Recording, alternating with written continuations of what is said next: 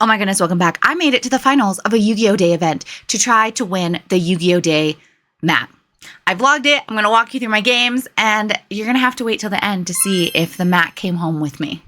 So yeah, Yu-Gi-Oh! Day event vlog. I took Magistus Fairy Tale, so let's get into it. Huge shout out to Duke City Games for hosting these events. You can find Duke City Games all across New Mexico. And they are just the best about making sure that players have access to product and events and all of the good stuff. This location was super cute. I don't know if you can see the little summertime chalk drawing. There's like chalk Pokemon drawings on the walls at this one. So yeah, we showed up for the event. There was, I believe, 7 of us.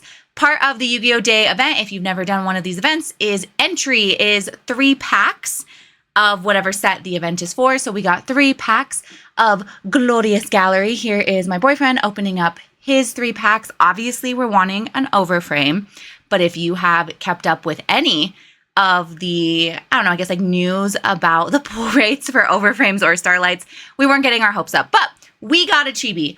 I say we because I pretty much immediately snagged the chibi and it is going in my binder. I did get permission because he knows I love cue cards, and I think as soon as he saw it too, he was like, well, this isn't my card anymore. She's gonna take this card.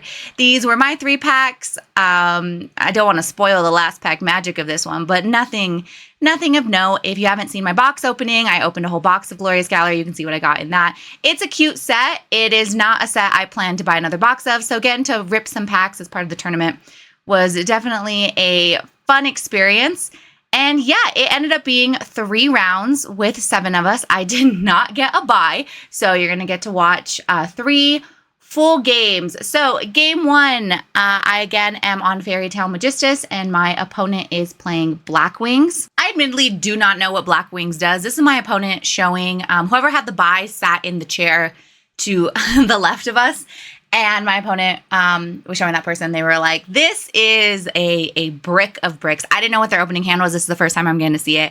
Looks like they have a cross out, a feather duster, an ash, and 2 things to be set and pass. And I immediately was like, oh no, I'm so sorry. Because that is like the worst feeling when you just absolutely completely brick on game 1.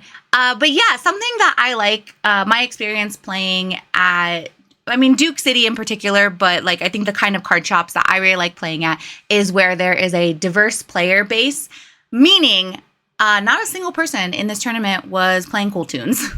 There's one person that is at these tournaments who would play cool tunes, who has in the past played cool tunes, but it's not like, there's a very diverse. So there was Black Wings, there was Doom Z, there was Clown Crew. What else? I played against like Elf Note, and then I'm not sure what the other decks were, but they were pretty like everyone was on something different is the point. Everyone was on something different, which makes these events fun. And that's been my experience at pretty much all the Duke cities that I've gone to. I also went to a Noble Games in New Mexico, and that place was also super fun because there was like a handful of cool tunes players, but it was not the majority. So I think a healthy community is a community that has a lot of variety and allows you to practice playing against different types of decks and people who feel comfortable and enjoy playing what they want and aren't just, playing one deck. So that did make this fun. Though I will say, I don't know if anyone else feels this way, and maybe this is just my people pleaserness, where I genuinely feel kind of bad when I just kind of get to combo off. So I did instant fusion and my Weaver got ashed. So I was then trying to figure out a way to go for game. I know that to go for game with Fairy Tale monsters only, you need 4 Fairy Tale monsters at 1850, and then if you have the equip spell. So if you have the equip spell online, then you have 4 Fairy Tale monsters at 1850, and then one of those 1850s gains 1,000, and that is game. I eventually clue in my opponent that I am attempting to go for game, but it did make it difficult when the Weaver got ashed because that took away my ability to get an extra body. I did, however, already have the ball, And as you can see, I hadn't normal summoned yet. So at this point, equip, boom, 4 fairy tale monsters. The equip spell, and this is me being like, I'm going to go battle. And they were like, okay, how much damage? And I was like, game. And he was like, I bricked. I was like, oh, I'm so sorry. Yeah. I guess we can see what those other cards were. Again, I'm not familiar with Blackwing, so if anyone wants to say or point out what those cards were and if there was anything that my opponent could have done. But unfortunately, sometimes the game of Yu-Gi-Oh! Sometimes you brick. We did have the conversation after the game where they were saying how they wanted to work on the deck to maybe fix some consistency issues. I did not have any advice. If you have any Blackwing advice, let me know. I can pass it along. So I won game 1, and then we go to game 2. Game 2, my opponent chooses to go second, actually, and they Fua me. And I have I believe it was a called by. I can't see what I sent. Oh, also, I filmed the first 2 matches on my, nicer camera. Your girl did not realize she was filming in slow-mo. I went to edit. Luckily, the footage is fine, and I could speed it up now in editing, but I was like, why is everything in slow motion? Yeah, but let me know how you feel about the camera quality of this. I can try to film more on the nice camera and not film in slow-mo because it drained the battery like crazy. I got to do a combo that I have actually been wanting to do. So was this the best line? I don't think so because of, what is about to happen. Boom, Ghost Ogre. I haven't seen one of these girls in a really long time. So I was like, what do you mean? Anyway, but let me explain the line that I just did. So my opponent opted for me to go first. If you're a Blackwing player, let me know how common that is. And I had a Jania of the Ring and a Molcharmy in hand. So I normal summoned the Molcharmy, and then I Jania of the Ring targeted the Molcharmy to make it a spellcaster, and then I summoned the Jania. It's important to note that whatever you target doesn't have to stay on the field for Jania, and if my understanding is correct, even if the Jania doesn't summon herself, whatever you target is still a spellcaster. So it's a pretty broken card. And the whole reason that I am maining Charmies, because if you've seen any of my Malice content, I was very like, you know what? We're putting Charmies in the side. I was definitely taken by the Triff propaganda on the Charmies lander. And I still think for Malice, Charmy should be in the side. I think for a lot of decks, Charmy can be in the side. I don't think it has to be in the main. But the reason I did choose to main the Charmy in Fairy Tale Magistus is because it's a level 4. So when you normal summon Charmy, use Jania to target to make it into a level 4 spellcaster. That's how I got into Wiccat. I will say something I've learned about this deck, and as I practice more, Wiccat is such a choke point. It really, so if you're playing against Fairy Tale Magistus and you're trying to think like, where are some places that I can hit this deck? It suffers from a lack of special summons. I am going to look into the new Regulus package, the Endymion spell, the Regulus's arrow, and then the Regulus Prince card. If you've been playing that, let me know if you feel like it helps fix that problem. I feel like the biggest problem Fairy Tale Magistus tends to have is the fact that you have to commit to a normal summon pretty early on. So that's normally a good choke point, is the minute we normal summon. If you can get it off the field, because the best case scenario for me as a Fairy Tale Magistus player is that I normal summon a Fairy Tale card and I have Match Girl in hand, because that's going to allow me to activate Match Girl to 1850. The Luna or whatever Fairy Tale I normal summoned is 1850. Match Girl, you can special summon her from grave or hand if you control an 1850, or not even if you control. If there's an 1850 spellcaster on the field, which in the mirror match is crazy, because if you go second into the mirror match and your opponent controls 1850 spellcasters, you just get to activate that immediately in special. But anyway, once we commit to the normal summon, so that's exactly what's having to happen here, is I have to commit to my normal summon, and I commit to my normal summon of Snow. This should give you a hint. If I'm committing to a normal summon of a Fairy Tale monster, I probably have the Match Girl in hand. So the same thing where, so if you can get the Snow off my field, I have nothing. Like, she has to stay in order for me to Match Girl. The other thing is Wiccat is such a choke point for kind of that exact reason of, if you use Match Girl to go into, sorry, and I know it's Match Guru. in my group of friends, she's Match Girl, she's Matcha Girl, she's nothing but her actual name. So if you use Matcha Girl to go into Wiccat and you detach her and you haven't specialed her from hand, right? So again, that's kind of the tricky part of if she has not yet used her to be specialed ability, you can special her from grave if the Wiccat stays. And even if the Wiccat, so because if the Wiccat gets negated, but you haven't Match Girled, you at least still have like a way to get 2 monsters. Fairy Tale really needs like 2 monsters to do pretty much anything. So that's kind of your choke point is when, if you're playing against someone who's playing Fairy Tale Magistus, and not to say that we don't still have some, some recourse. Oh, sorry, watching this back, I do not think I committed my normal summon to Snow. I must have, because I just normal summoned Droll. And I'm going to do the Artemis Endymion shenanigans again to Magistus stuff. Snow and Grave is another way to get a special summon out, but you have to commit so many resources because it does banish for cost. But I still stand by what I said. If you're playing against Fairy Tale Magistus and you see us normal summon and we have just like that 1 monster, if there's a way to bounce it or send it to Grave, that's great. Also, too, if there's just like imperm, right? So if I commit a normal to the Match Girl and you imperm it, that's happened to me before in tournament where I'm like, well, now I can't do anything. Fortunately for me in this match, the Endymion got impermed and I did have the Ved in hand. So Ved says when your opponent activates a card effect, you can chain it to special. So then I was able to special Rigatoni, search a Ved, use the Ved to send a Jenny.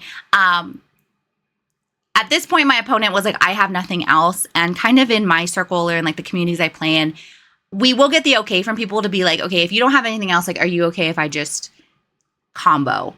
Like, so I'm not being very particular about voicing what I'm doing because honestly, my opponent was just like, you know what? Go ahead and pop off. But yeah, best places to hit Fairy Tale Magistus is after we've committed our normal summon, Wiccat, because now we no longer have 2 monsters on the field. And normally, especially if Luna was on the field, that's an interruption threat. So making sure that we like don't end on the Luna is still helpful because even ending on Luna, it's something. It's not the best thing, but it is something. Or like I said, yeah, like 1 monster. Like my opponent did a really good job of stopping the Wiccat. That was like a great space to just like completely turn me off. And had that imperm actually hit the Endymion, yeah, would have been cooked. Like that just wouldn't have, I would have had to pass, but I had the Ved. And sometimes your opponent, honestly, that was kind of a lesson of this tournament is sometimes your opponent just has the answers and sometimes you brick. And while I did appreciate the back and forth of some of the games, like I think this game was definitely, they had the interaction. It was just super unfortunate that I had the Ved. I do tell my opponent I am trying to see how I can kill you. So the Snow came back off of the Zorora. So if the Zorora equips himself, you can special summon a level 4 spellcaster from hand or grave, but its effects are negated and it's in defense position. And this is kind of where I was like, I don't want you to get another turn. I'd rather just win now, but I don't think I have an actual way. I will say too, I am taking my sweet time. We finished game 1. I think at this point, like I'm looking at my recording, we're maybe 10 minutes, 12 minutes into the match. This is why I felt comfortable taking my time to try to think through this more, because even if we go to game 3, we would still have like half an hour for game 3. So that's another thing too. If you're playing in tournaments, it is important to keep track of time. And I do think I am moving a little too slow for what I'm doing. But where I felt like the rate of play was not an issue was because we still had like 45 minutes, not 45. We probably had like 35 to 40 minutes. And so I figure if I can wrap this up in the next, even if it takes me like 5 minutes to do so, even if it takes me 10 minutes to do so, 25 minutes for one game is not going to be the absolute like worst thing to happen. So this is why I play Big Rig. If you've been watching what I'm doing, this is why the extra deck is so tight in this deck, y'all. I'm not going to lie though. I have taken out omega in preference for, I can't pronounce it. I'll put it on the screen. I can't pronounce it. Ayahuasca? I can't pronounce it. I do think I need to put omega back in, and then there comes the conversation of like, well, what do you take out? Do you take out Ninaru? Do you take out big rigatoni? Big rigatoni, if you're new here, is Riliona, the Exes Riliona. So I like the Exes Riliona because she allows you to special summon from your deck. So I am able to special summon Crowley, and that got me into, at this point I realized I was like, I don't think I'm winning. So let me just set up to try to stop you. But it is a way, it does lock you into Magistus. So what I normally like to do is try to do all my fairy tale stuff. And then if all of that kind of gets stopped, kind of what happened here, I had no way to go into more fairy tale stuff. So I am able to then overlay 2 level 4s. They have to be different attributes, which, hold on, I'm going to run this back and make sure I didn't cheat on this. Okay, update, we're fine, I didn't cheat. Riliona is a level 4 light, and Zorua is level 4 fire, where I have to be very careful because so much of my, and if you're trying to do this line too, you have to be very careful. All of like the level 4 fairy tale monsters, so Luna, Match Girl, Snow, they're light. You can't overlay those to go into Riliona because they have to have different attributes. So normally, especially when I'm playing in Omega, I get stuck having to use Weaver or Teller and one of the light ones, because Weaver and Teller, I believe, are Earth. So an Earth and a light.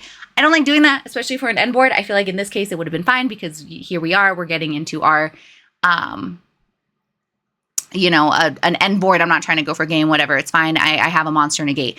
So the best way to do it is if you can get Genea of the Ring, because Genea of the Ring is Earth. So you overlay Genea of the Ring as an Earth, and then one of your fairy tale monsters like Snow, Luna, or Matcha Girl, and that's how you can go into Riliona.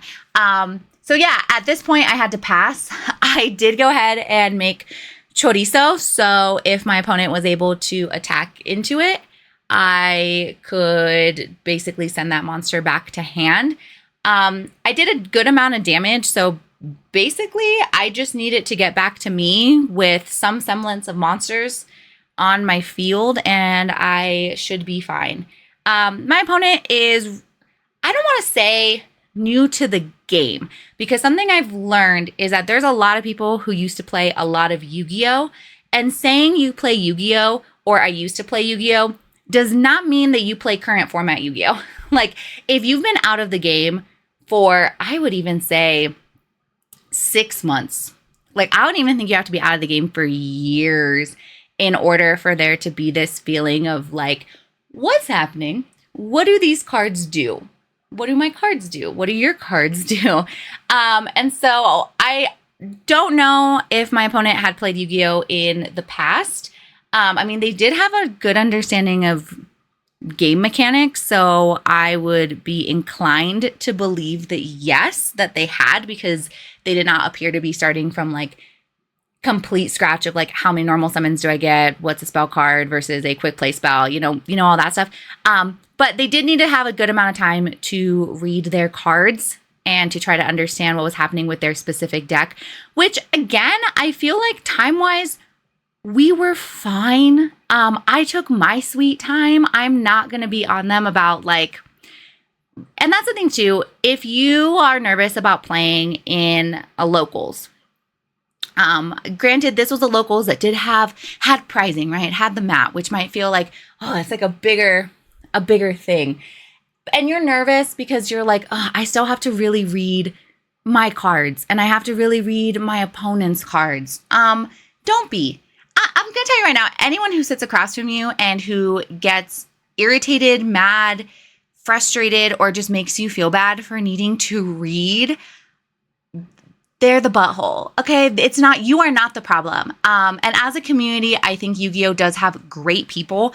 I have not yet experienced, and trust me, along with the social anxiety, when I first started playing, I was like having to have people read their cards out loud to me. And then I couldn't process that because I was nervous. And then I was having to read it myself. And guess what? I still couldn't process it. So then they would do another action. I'd be like, wait, can I read that card again? You're fine. And I think as a community, we are pretty good about having patience and understanding that this is a hard game. And so if you need to be reading your cards or you need time to think, it's a locals. Take your time to think. I will say one tip I have, take it with a grain of salt. When I was first starting and I knew I was going to be taking a good amount of time, and this is when the time rules first changed. So when I started playing, the time rules hadn't changed to the 50-minute double loss that they are now. So the way it is now, you have to win 2 games out of the match. And if you don't win 2 games out of the match, it is considered a double loss. And at 50 minutes, you've either won 2 or you double loss. So when I first started playing, I had not done the double loss thing wasn't in effect.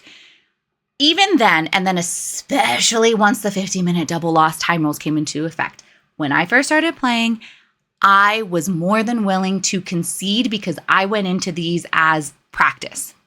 Should it matter?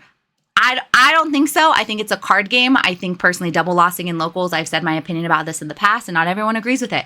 I don't think it's that big of a deal. Most of these tournaments you're playing for store credit. This one was for the mat. So I guess like this one did have maybe a higher threshold of, wanting to honor the fact that if you went to a double loss because you took so long reading and because you weren't able to get through the games in a timely state, then yeah, consider conceding. Or like it's for packs, right? So I recommend if you're really just wanting to get in practice and you're not going, if you're like goal, right? You go to a locals, I think you should have a goal. My goal, very honestly, when I first started, it was like, I just want practice. I just want practice sitting across from somebody. Like I want the social practice of sitting across from somebody and playing a game. I specifically played Magic the Gathering to start because I played Commander and it was 4 players. And that eased a lot of my social tension, a lot of my social anxiety. I could have a friend, I could have someone there in the pod with me to help me feel more comfortable. And so playing a one-on-one game, if you are anything like me and you get very nervous being one-on-one with someone, I just wanted the social practice and I wanted the practice with the game. I did not care if I won. If I won, cool. But I was more than willing to concede because I knew like that wasn't my goal. And I don't want someone who showed up and their goal was like, I want to win the tournament.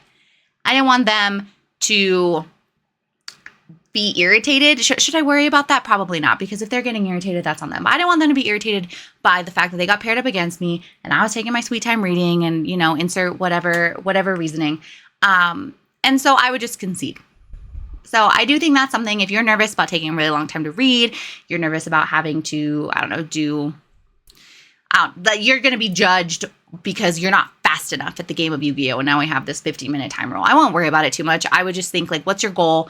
And especially if you are someone who's willing to concede and you just say like, hey, I just want the practice, then that's fine. That's perfectly cool.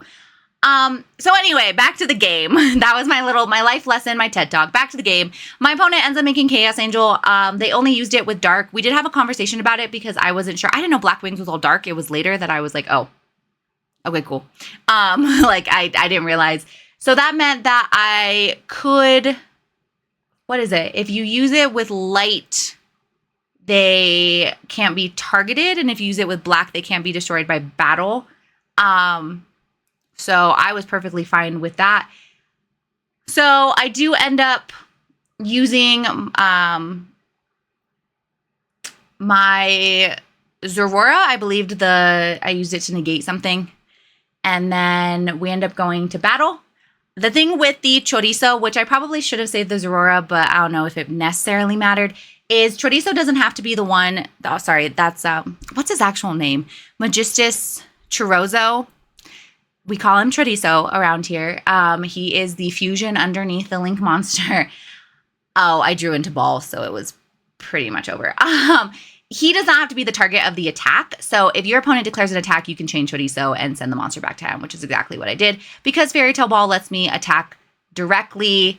And at this point, I'd already done a good amount of damage from turn 1. So Ball's going to let me attack directly, so the Chaos Angel is not going to matter. And I actually believe he lived with under 1850, so just having the Ball and the Luna, I was able to go for game. So your girl did it. She won game 1. On to game 2. This was me versus Lance, our favorite person. Lance, who has historically been playing Enneacraft, has decided to try out Doom Z. And so we go to game 1. He has the Fua. Oh, lesson that Lance learned during this game, and a lesson for all of you. You can activate 2 Fuas. Found out later after this first game that he did have 2 Fuas, and I ashed the Fua. He could have activated a second one.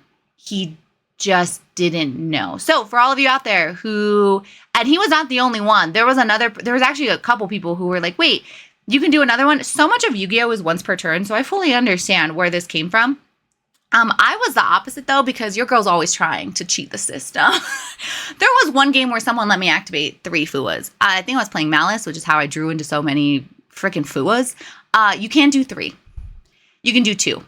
So also, in defense of the people who didn't know you could do 2 Fuas, when we were talking about it after the game, I was like, yeah, you can activate 3. And the one person with a brain cell had to be like, okay, all of you are wrong. You can activate more than 1, yes. You cannot activate 3. The sweet spot is 2. So he did have a second Fua, which would have definitely impacted what I would have done in this game in terms of trying to keep him from getting any draws. So I did commit my normal summon to Rigatoni. So this is what I'm saying. If you stop the search on the Rigatoni, then what am I going to do? So I searched Vid, I activated Vid, I sent Jenny. I am attempting to use Jenny to banish and copy. Ghost Spell negates, I believe, the effects. So I'll put those cards up on the screen so you can see why this did not work. If you read Ghost Spell, it's going to negate cards who include the effect to banish from graveyard. The effect of Jenny is to copy the effect of the spell card that's getting banished. Banishment is cost. So this is where it's really important. A little plug for my Learn to Play Yu-Gi-Oh! Series. If you haven't seen my cost videos, a little plug in there. But yeah, you cannot ghost spell something that banishes for cost. Yes, a card is getting banished from graveyard, but the effect is not banishing it. The effect was to copy the spell. So I go ahead and I special a Zorora using the Vad and Jenny combo. This is my, a way to get into a negate line. So Zorora, I choose to use his effect to equip the Rigatoni, not equip the Zorora yet. And I go into Chorizo. Spenta, again, is not a ghost spellable thing, but I use Spenta now to equip the, I believe I equip the Chorizo. The goal is that I want to equip the Zorora when I have a level 4 spellcaster in hand or grave in order to get another body. So I try to save the equipping to the Zorora, either you can use Rigatoni to equip, you can use Spenta to equip. But basically I try to save that equip until I have something to summon. I don't remember if I was actually smart about how I did it this time and if I actually did get the extra summon from Grave. That will be ghost spellable though. So that effect to Zorora's effect to summon from grave. Don't my nails look pretty? Sorry, the little hand motion. My pink nails matched my pink playmat, matched the pink sleeves. It was a vibe. So I am trying to equip. Equipping from graveyard is also not ghost spellable. We had a lesson on just what is ghost spellable, because I also was not entirely sure. So I'm gonna go ahead and equip with the Artemis, and now Artemis is going to allow me to search. And so I believe at this point I am activating Artemis to search, and I'm pretty sure I'm getting the bald boy Crowley. I know he's not bald, but he looks bald to me. Activate the effect to summon in hand. So something I've been playing with, toying with, is choosing when to use his fusion. sometimes, like in this case, I could have gone into Wiccat with just the Crowley. So something I've been doing is when I look at my hand and I don't feel like it's very strong, like I really have to commit to a normal summon early, but let's say I have Spenta. My original line was Spenta, search Riliona, Rigatoni, Little Rig, normal summon, and then search Vad, and then do the Jenny Vad combo, kind of like I did in this. That is risky in terms of you have to commit to the normal summon. Now, it's not the riskiest thing. Okay, so see here, now I was able to equip the Artemis by banishing the Rigatoni engrave, and now Zorora is going to trigger. This is ghost spellable, so I'm not going to get the extra body. Anyway, it's not the riskiest if you activate Spenta, discard Spenta, search Riliona, normal Riliona, and then if the Riliona search gets negated or like ashed, because you have the Spenta engrave to banish it to equip Artemis, and so then you can still go into Crowley, yada yada yada. But sometimes I'm like, okay, what if I just off of Spenta search Crowley, and then I special summon the Crowley? Right? I mean, it's because you haven't committed your normal summon, so you're still in the same state where you have Spenta engrave, where you can banish it to equip the Artemis. And granted, whatever you search, you'd have to normal summon, but sometimes you want to search to have more fodder for your fusion spells. Another thing, not in this current deck list that I was playing for this event, but in Omega, I've been trying Magistus Invocation. So that's been like, again, to just have more cards in hand for fusion spells. Let me know your thoughts. So I'm trying to set up my end board. I do have instant fusion in order to get the Weaver, in order to get the Luna.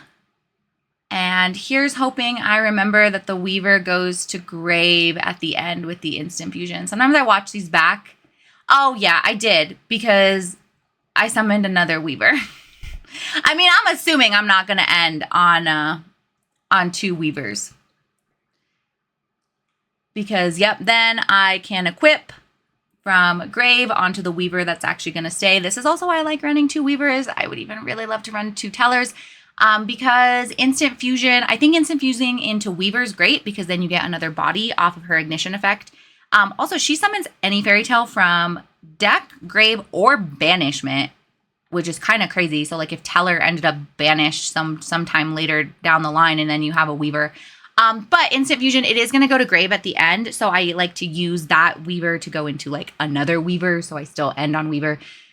So here's my board. I have a 2850 Weaver who will be able to negate and rename if I summon a non-Earth fairy tale.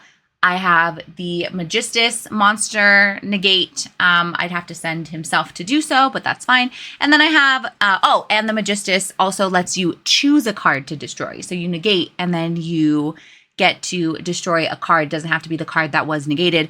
Teller is a omni negate and destroy, but you destroy the card that was negated.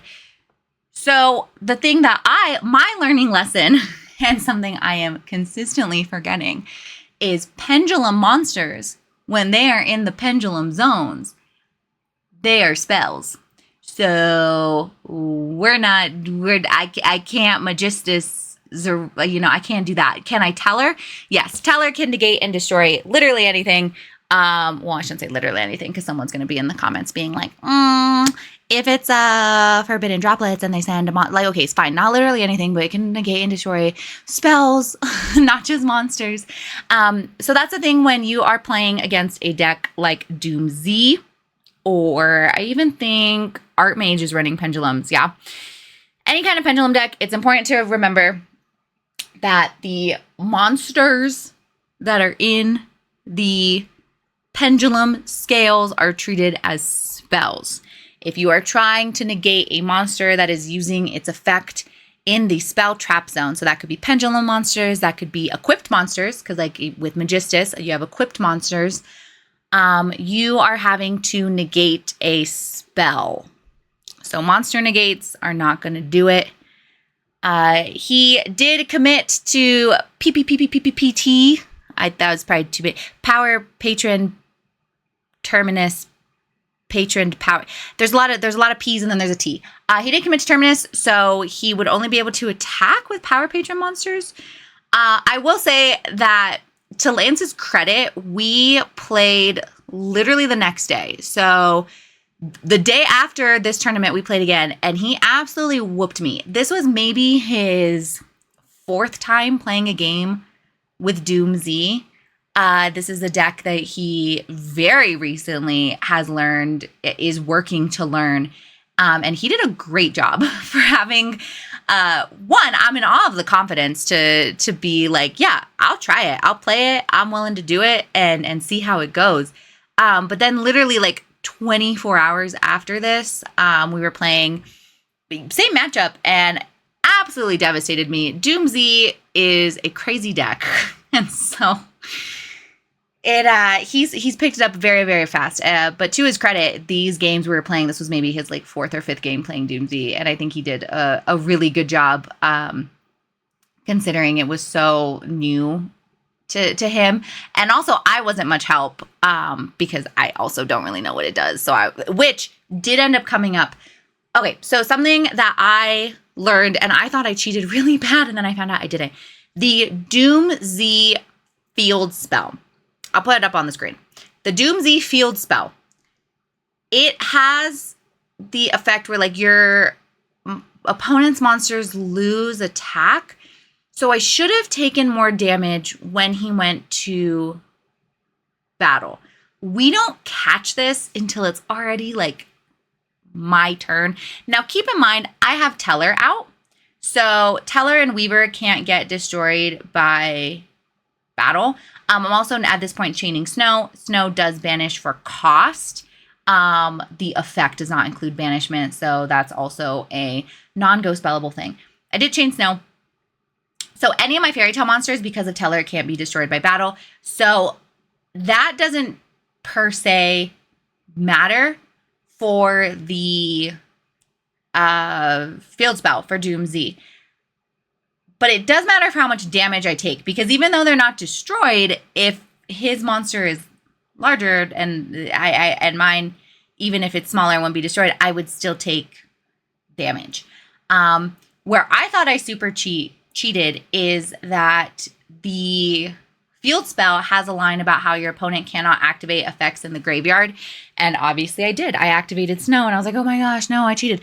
Your opponent has to control like all 3 of the monsters listed for that to happen. It's kind of like a Malice and Underground situation where Malice and Underground has this like super cool, like your Link monsters gain attack and all this stuff if you have all 3 of the traps engraved. Very rarely do you. Most Malice players, including myself, don't even play GWC. We play 2 of the 3 traps. So very rarely are you even going to be able to have that occur, let alone like, you know what I mean? So it's the same thing. So this can go either way. If you're playing against someone who's playing Doom Z, either the opponent like me can think just, oh, I can't activate effects from the graveyard while the field spell's out. That's not true unless they control all 3 of those monsters. And most Doom Z, I'm pretty sure that's never going to happen. It's like a Malice and Underground situation. It's just not going to happen. But also, if you're playing against someone and they're playing Doom Z, and they might have the misunderstanding that, you know, it just, moral of the story is, it's important to know what the cards do. And I should have taken more damage. It was not going to be game. This was not a game altering issue. I probably even just we could have calculated how much damage I would have taken. But I got confused because I also thought that meant I couldn't activate Snow. And so I thought we were like so deep in the mines of messing up, because the other thing about when I summoned Snow is it triggered Weaver. So Weaver was able to negate and rename. So this was just me checking how all of these things came to be. I do want to make a learn to play on flipping face down, especially since Snow is back, baby. Snow's back. So I did specifically negate and rename the one I didn't flip down, because when you flip monsters face down, they like forget that stuff. I am looking at this, and He did explain to me how he overlaid, because I'm pretty sure I was like, that's a Prince of Fairies now. And I think this was legal. If you play Doom Z, let me know if the overlay into the Xyz on top of the Prince of Fairies was legal. I think it was. I just do know that there's certain things in Doom Z that things have to be a Doom Z card, I believe. That one wasn't. I think it's fine. And then he's going to go ahead and go into Zeus in order. And do you see what I'm saying? Where I'm like, I still sometimes have to read like so many things.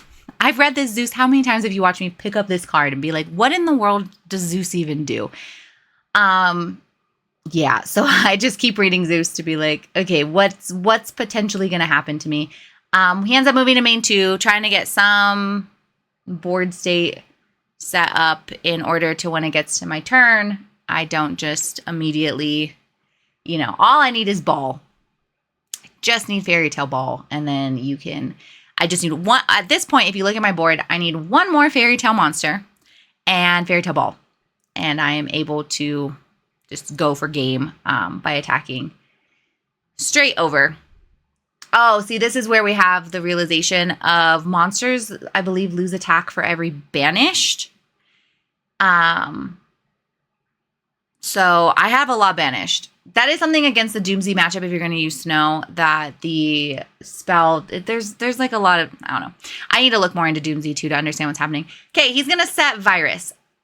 I don't know why we call it Virus. Lance calls it Virus. And he called it Virus, and so now I call it Virus. Is Virus anywhere in the name?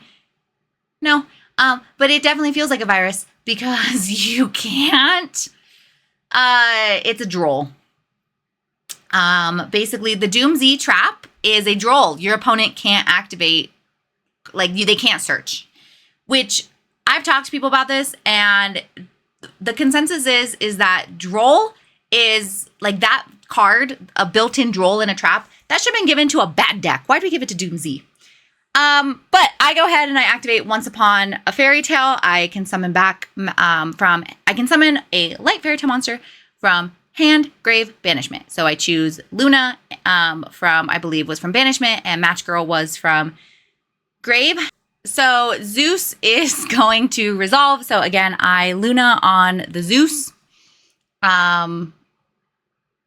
And Zeus resolves, but so does my Match Girl search. So once upon a time, I got Luna, I got Match Girl. Match Girl has the trigger on summon to search. I'm going to search Ball, and this is going to allow me to basically full combo even with nothing. And now he has no monsters on field, no cards in hand. So that was during end phase that I did the Once Upon to get the Luna to get the Match Girl. Match Girl was, I believe, chain 1. To search, Zeus was chain 2 to detach to blow up the whole field, and then Luna was chain 3 to return herself and the Zeus to hand, unless my opponent sent a Zeus from extra deck to grave. They're only playing one Zeus, folks. So right now I have a Luna in hand and I have a Fairy Tale Ball in hand that I searched off of the Match Girl. So I'm basically going to be able to full combo, and I still get my draw for turn. So I don't know if Doom Z has graveyard effects that would be able to do anything. This is, I believe, the point where we were talking about the field spell, because like I said too, the field spell issue, by the time we realized it, we were pretty deep into a lot of actions past, right? Like we had done a lot, I think, restoring the game state. And honestly, it really just would have been that I would have taken more damage and we could have figured it out. So normal Luna. Luna's going to search Match Girl. Match Girl is going to search the fusion spell. We are then going to activate Ball. Ball is going to go ahead and search another Luna. Why do we do this? Because when we normal summon off of the Equip from Grave, there it is, we get to normal another Luna. At this point, we're going to search Genia. Genia is going to be able to special summon by targeting one of these monsters to make it into a spellcaster. Oh, wait, I searched Match Girl. Why did I search Match Girl? Have I not normal summoned yet? Yeah, I normaled the Luna. Oh, is it to have? Okay, there we go. It's because I wanted to keep the monsters on my field, and I need a Fairy Tale monster in order to fuse. Oh, and then I realized, just kidding.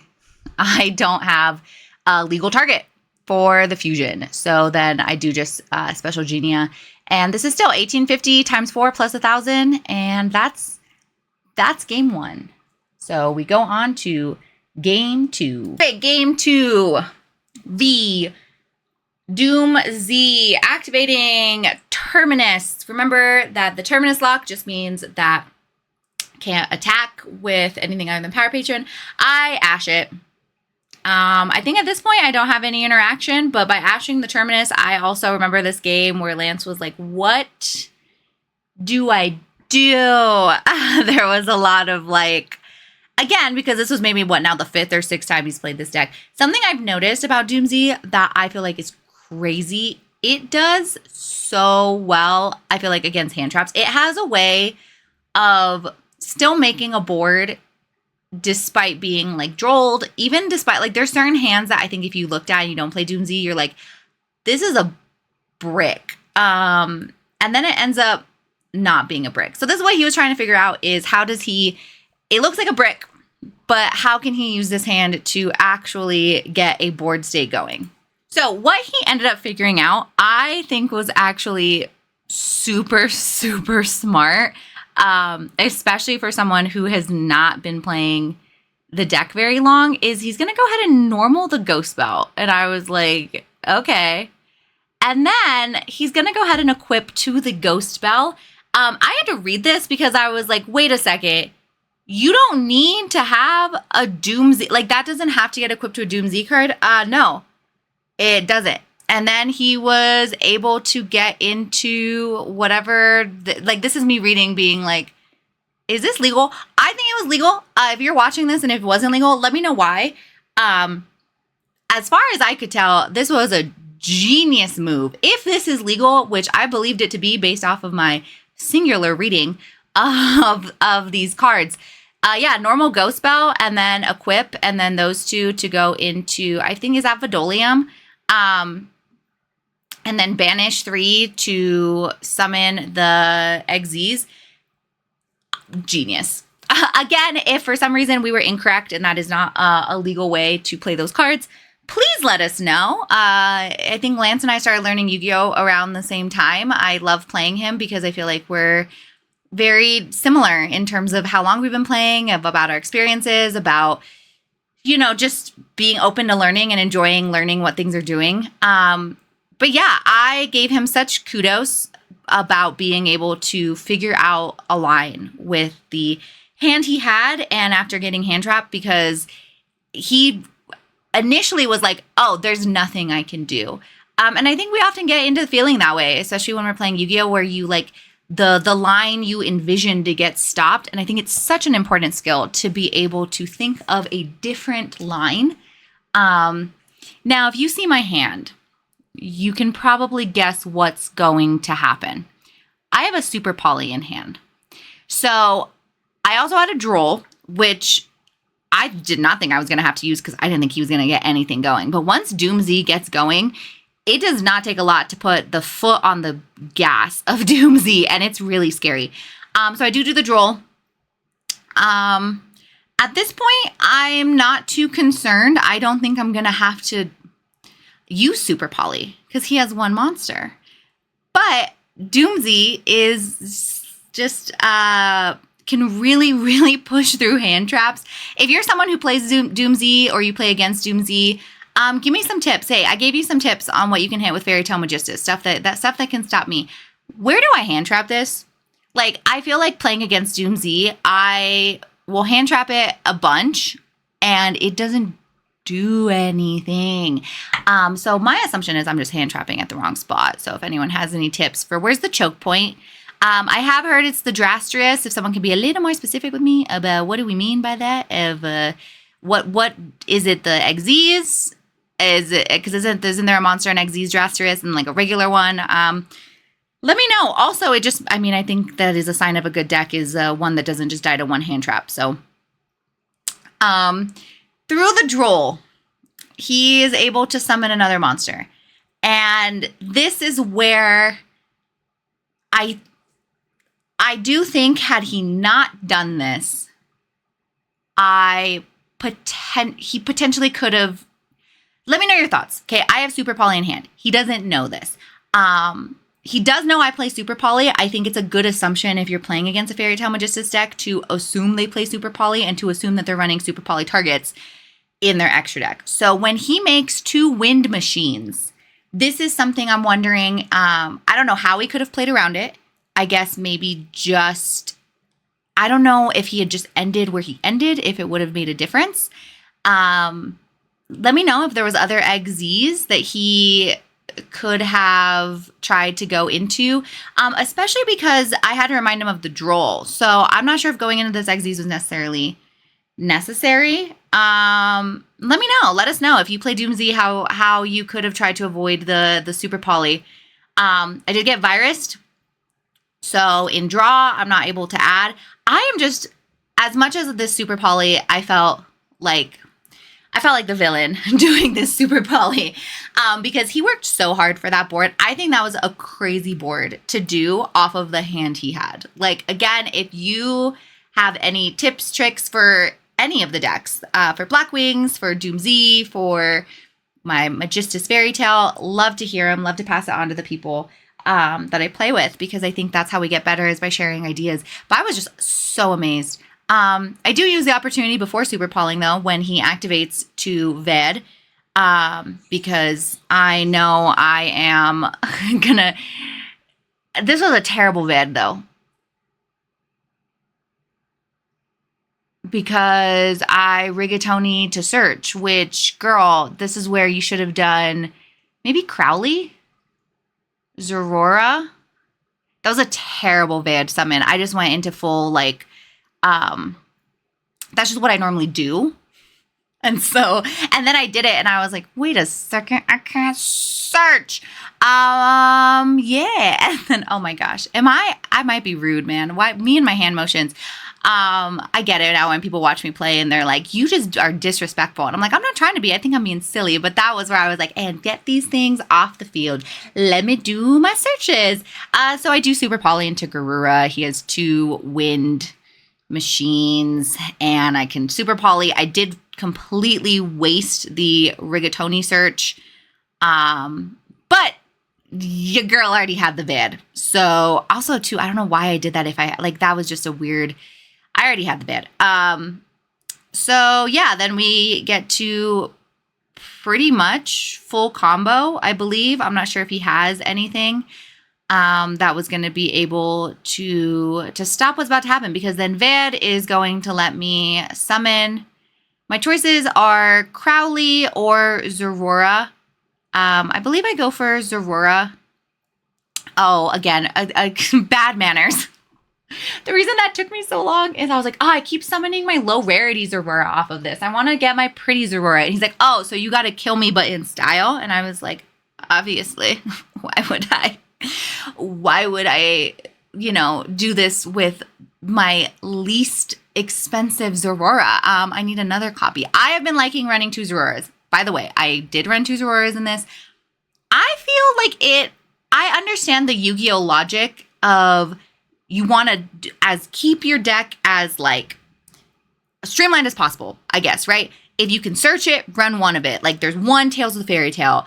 I'm running 1 Artemis, which I think that one's open for conversation about running 2, but the extra deck just doesn't have a lot of breathing room in it right now. So I've been running 2 Zororas. I understand people saying like, oh, but if there's a way to get it back, or you only run 1 and you use the line once, and you also have Magistus Chorizo as a tuner. I've been running 2 of it. My original thinking was in order to get into my pseudo floodgate, which is the Synchro Zorora. But not even that. Running 2 Zororas, if you can summon it again and then use its ability, its effect to equip to itself, you get another body. Like, I feel like Zorora is one that is very good for having 2, because it's the same reason people say to do like 2 Artemises, because you want to go ahead and get the search. But the thing is if you have Artemis engraved, you can equip it with a Spenta engraved. You can equip it with a Rigatoni engraved. Tell me if I'm wrong about the Spenta, but I'm pretty sure Spenta also equips from grave. Zorora, you don't have a way to summon it not negated from the grave, as far as I know. So Anyway, I go ahead and I go for game, and I'm undefeated. I've won both of my matches. It is the final match. This is for all of the marbles coming up, folks. This is for the playmat. Me and one other person are 2-0, XO, however you say it in Yu-Gi-Oh terms. And it's the finals. And after this game, Lance and I go and walk to the grocery store, and I get me some snacks to try to build up, because I know exactly what is about to happen in this finals. Potentially the worst thing that could happen in this finals. But actually, it was kind of the best thing that could happen in the finals. Okay, the worst thing that happened was my camera died. So this is why the filming is completely different. I had to use my phone.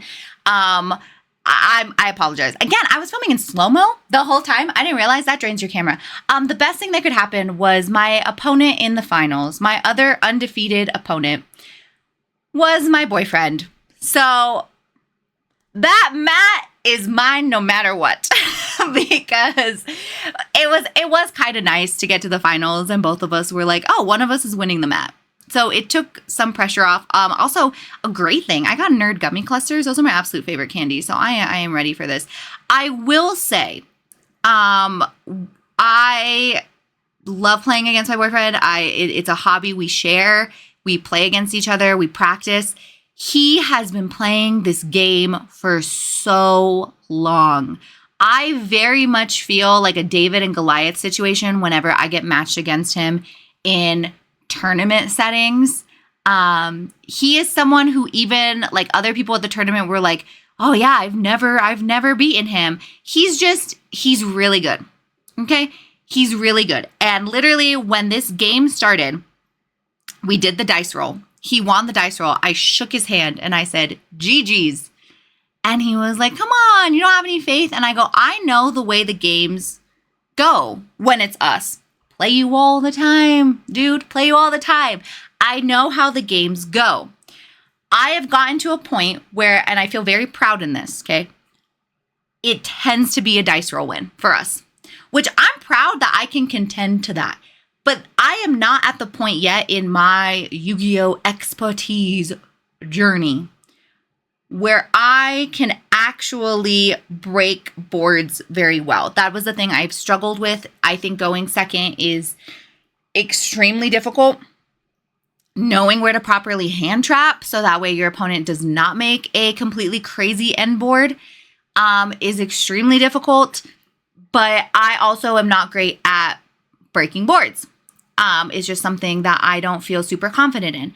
I am very proud of myself that I have gotten to the skill level where the dice roll does matter. It's unfortunate that the dice roll matters, but I called it. I told him, I said, the minute he won the dice roll, I was like, I know how this goes. My best bet is going to be that either you like brick and I can win going second, or I can win game 2 going first. And then we wrap it up, go to game 3, you're going first. And then I just have to pray that you brick. So his end board, I was able to get a turn where I felt somewhat confident I could do something. I do end up Jania targeting to special, and then I have to hard commit my normal summon to Luna. I don't know if this was the play. I don't know if chaining the Luna was necessarily the correct play on this one. Again, let me know. I also think when you play against someone a lot, sometimes you get in your head, and sometimes I rely on like information from past games to be making decisions, and it might not be the best decision. So I return it to hand. This is going to allow me to, I did have Match Girl though. So because I have an 1850, I can go ahead and special Match Girl. Now he's going to Harmonia me. Meow, meow, meow, meow. Oh, the saxophones were getting so loud at this point because Harmonia is just an absolute nightmare to play against. And then on top of that, he's chaining the Elf Notes trap. And the Elf Note trap says that at the end of it, after, you special, if you control a synchro, which, spoiler alert, folks, he's going to control a synchro, you can, I believe it's negate a monster.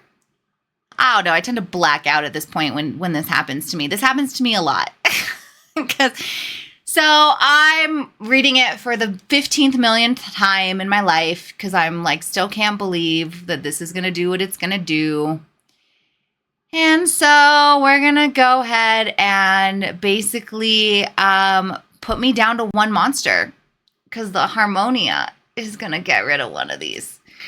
I've already used the Genia effect, so if that goes back to hand, I can't special it again. I've already used the Match Girl effect to special, so if she goes to grave or hand, can't do that again.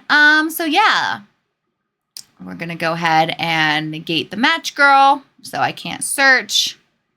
And now we are going to, he has been sending, I think it's Lulu is the card, the Synchro. Yeah, because then that's going to give him an ability to summon. And we're going to go ahead and get Harmonia out. And, oh, wow, yep. Just going to grave. This is what I'm saying. If you're playing against Fairy Tale Magistus, I think getting a stat, like, there's really not. Let me know if you have a fix for this, by the way. This is my, like, my genuine ask. How, I don't think there's a link climbing world with one. I was used to playing Malice, right? Malice be my baby. And Malice, you could one monster, link climb, do some stuff. I don't know what to do when I am left with one. And this is me just thinking. And at this point, I see the writing on the wall, especially, so there's my hand. I had another Ash. I had the Jenny. I concede. Again, one of us is winning the mat, and that's good enough for me. And I kind of already figured with him going first, I was like, you know what?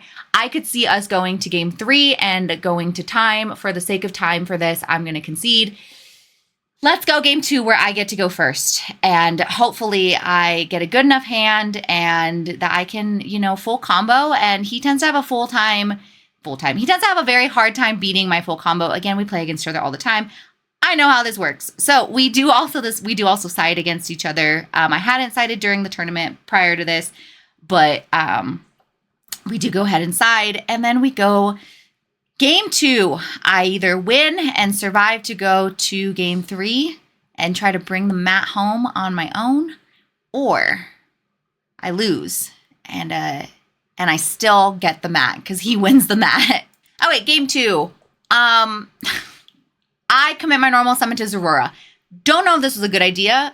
Based off my hand was not that great. Zorora effect to equip to himself. And at this point, what are the odds? He has another Harmonia. So again, I think that the moral lesson of this game, sometimes your opponent just has it. Here's where I mess up. Chaining the Ved. If I had not chained, he had 2 Fuas. At this point, I'm not gonna lie, y'all. I did feel the inner rage of 1,000 gods flow through me when this happened. Because I was like, well, it was a good run. I hate getting blown out in games. If I get 2-0'd, that's like, my goal since I started is I just don't want to get 2-0'd. Okay, so let me explain my mess up. Had he, and I even asked him, I go, why didn't you just double Fua to begin with? I don't remember his answer. I think he should have just probably double Fua'd and then Harmonia'd. But for whatever reason, he made the choice to Harmonia. Now, if I had not chained Ved, he no longer would have been able to Fua. So I at least would have, I still would have been able to potentially set the Ved. What really messed it up, what really lost me this game was the way the chain resolved, which I did not realize that the Ved to special the Rigatoni from deck would resolve. And like, basically he got 2 draws off of that. At one point in this game, I look at him and I go, how do you have so many cards in your hand? And he goes, well, I got it off of the Ved summon. And I go, no. Like, that wasn't how I chained that.